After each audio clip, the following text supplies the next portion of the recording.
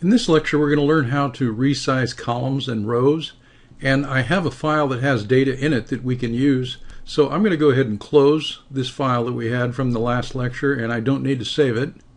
Now, before I close this file also, I'll open the other one so I don't close out of Excel completely. I'm going to go to File and Open.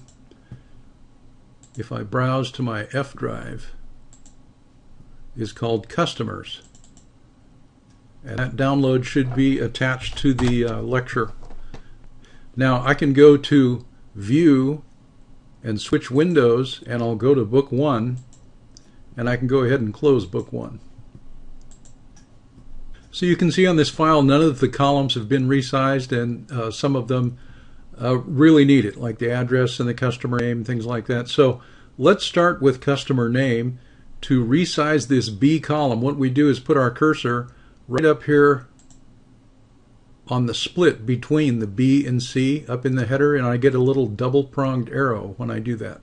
When I see the double-pronged arrow, I can click and hold and drag to the right, and then when I let go, that's going to be the new width. Now notice I didn't quite make it with this customer here. A nice shortcut in Excel is if you have the double-pronged arrow, you can double-click, and it will actually size to the biggest thing. Notice it's got a large name down below. It's actually sized to the largest entry in the entire column. You can do the same thing on address. And so there must be a larger address down below. And as a matter of fact, I can do that with several columns at the same time.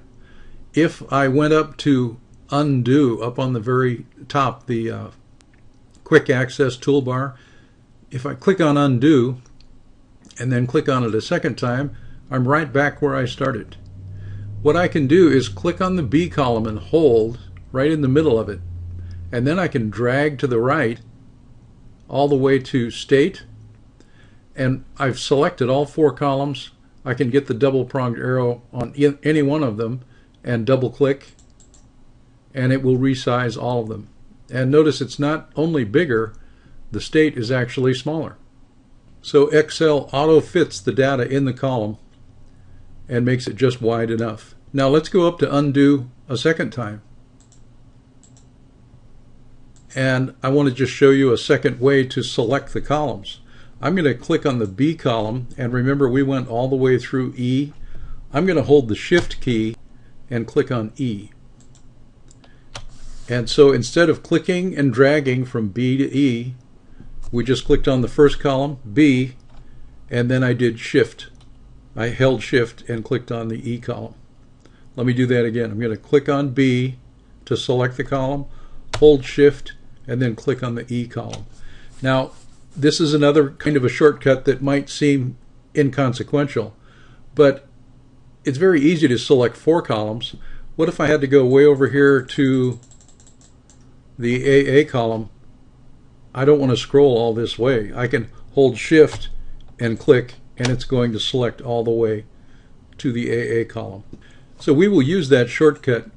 It's called Shift Click. So you click on the first thing, and then you hold Shift and click on the second thing, and it will highlight the entire range in between.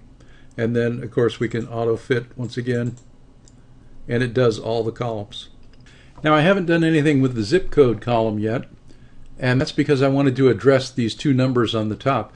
All of these are 5-digit zip codes, except for the top two, which are zip plus 4, so they have dash and then 4 more digits at the end.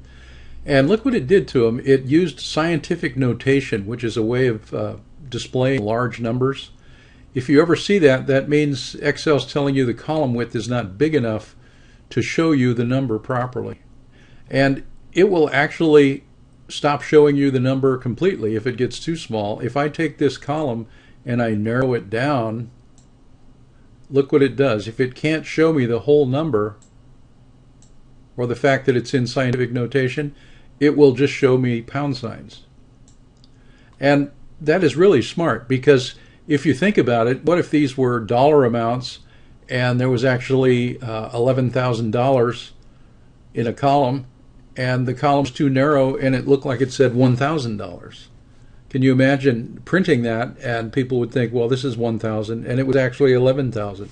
So that's why Excel will not show you any part of a number if it can't show you the whole thing or some indication that it is there. Now, if I make this wider or I auto fit, you can see that it makes it wide enough for that zip code. You can see also on the phone. There's some phones with and without area codes, and you can see they're doing the same thing. If I double click on the right edge of the G column, the ones with the area codes are now big enough. Now let me do undo a couple of times to undo those two columns.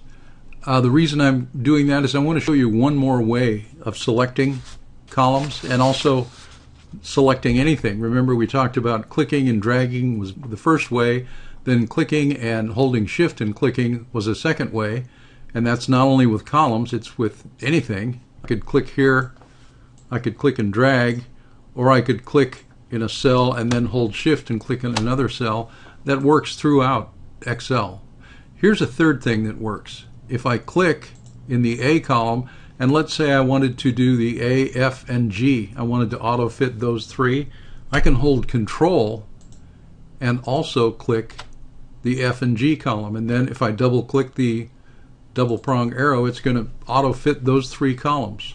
Same thing works with ranges. We can click and drag, we can click and then shift click, or we can highlight a range, hold Control, highlight another range, hold Control, highlight another range. So Control lets you select things that are not adjacent to each other. So we'll do those three techniques, dragging, shift clicking, and control clicking, with several different features of Excel as we go through the course. Now, I haven't done anything with rows. Just like we can resize the right edge of a column, you'd resize the bottom of a row. Notice I get that same double prong arrow on the bottom of row 1, and if I drag down, it makes that row taller. And I could do everything the same way. You usually, though, are sizing the columns for your data. And we'll do more on rows in the next lecture. What we're going to do is insert and delete columns, hide and unhide columns and rows both. So I'll see you in the next lecture.